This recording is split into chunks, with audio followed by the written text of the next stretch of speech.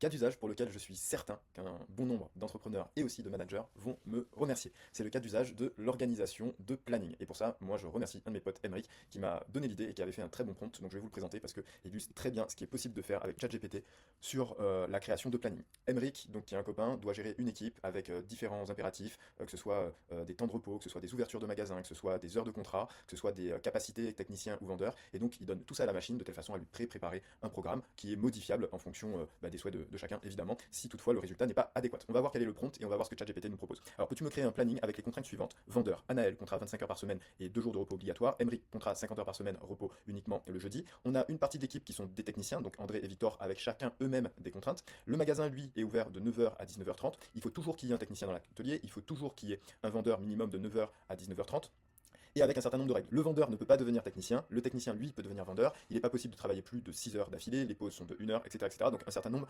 de contraintes particulières et de règles particulières à prévoir dans l'agenda. Donc on comprend bien qu'avec toutes ces règles, ça peut vite devenir un casse-tête. On va demander à ChatGPT de gérer tout ça. C'est parti.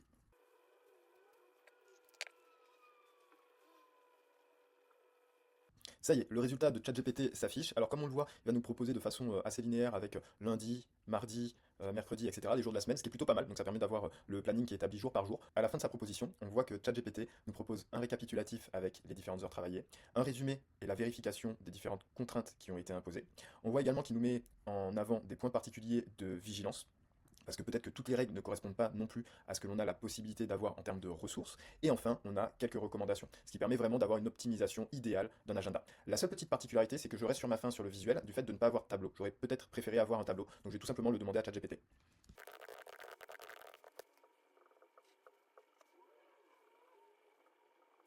Ok, j'ai mon tableau, du coup, reprenant les différents horaires. Ok, la présentation du tableau n'est peut-être pas celle que j'espérais, je vais plutôt lui proposer de me faire un planning hebdomadaire.